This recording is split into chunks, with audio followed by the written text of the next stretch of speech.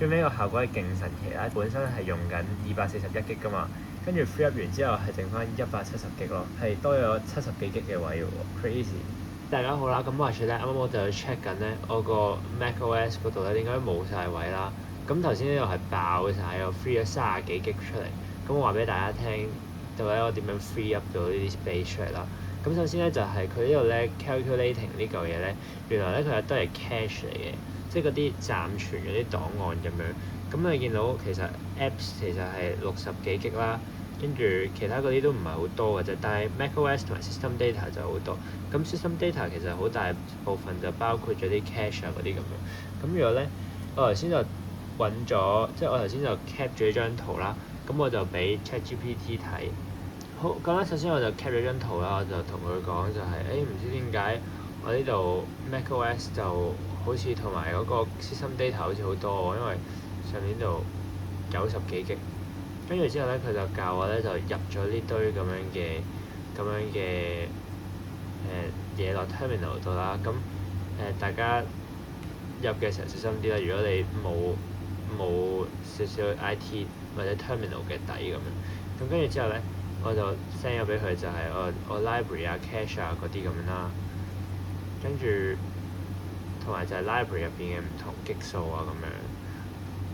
咁然之後咧，佢就再叫我入，跟住咧我就終於揾到啦，就係咧，入邊咧有10幾 G 嘅 cache 喺度喎。delete 翻啦，呢度 delete 緊嘅咧係 cache 啦 ，cache 即係你 delete 咗之後咧，可能下一次 run 個 program 嘅時候，佢會 run 耐少少，或者佢會 download 翻啲嘢，但係唔係 delete 緊啲 storage 咯，即係我唔係 delete 緊一啲 permanent 嘅 file 咯。咁如果嗰啲 permanent file 大家 delete 咗咧，就真係冇噶啦，所以呢個真係要小心。跟住之後咧，再碌落去咧，呢度。原來叫咗 Hugging Face 啦、Whisper 同埋 LM Studio 咧，都用咗20幾 G 嘅 storage 喎。咁 Hugging Face、Whisper 同埋 LM Studio 都係啲 AI model 啊，即係 local AI model related 嘅啦。咁所以終於揾到啦。跟住之後咧，佢就再教我點樣咁樣。咁然之後咧，我就發現咧，原來咧 Apple 咧佢用咗36 G 喺 wallpaper 嗰嘅 cache 度咯。我係 mind blown 嘅喎，冇諗過可以用咁多。咁跟住之後咧，佢就教我點樣咁樣。咁大家都可以即係要注意翻啲 cache 啊嗰啲咁樣啦。咁例如佢呢度佢就教我呢個係 remove 啦，跟住之後 Hugging Face、Whisper 同 LM Studio 啦。咁當然提翻大家就係，如果大家跟住 AI 去入呢啲 prompt 嘅時候，自己都要睇清楚嗰條咩 prompt 嚟㗎啦，唔好信晒佢啦。有嗰個 remove 個 command 咧 ，RM 嗰個咧係一 remove 咗，一打咗落去咧就 delete 咗㗎啦，佢唔會抌落去個回收箱嗰度，所以大家入之前真係要 check 清楚，同埋如果有需要真係要 consult 翻一啲專業人士。總結一下啦，咁如果咧大家見到 macOS 冇乜位嘅話咧，可以用 AI 嚟幫手 check 下。到底係邊啲嘅嘢用咗好多嘅 storage 啦？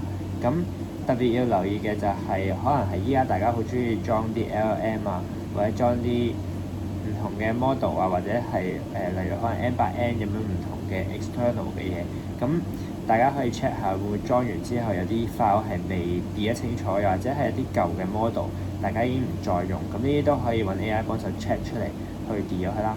跟住之後咧，第二樣嘢咧就係 Apple 嘅 wallpaper 啦。我唔知呢個係咪佢哋 software team 諗出嚟，就係等大家快啲逼爆個 storage，跟住之後可以換新機嘅一個招啦。但係總之呢個30幾 G 位，我覺得都係一個大家幾容易輕鬆可以 free up storage 嘅一個方法。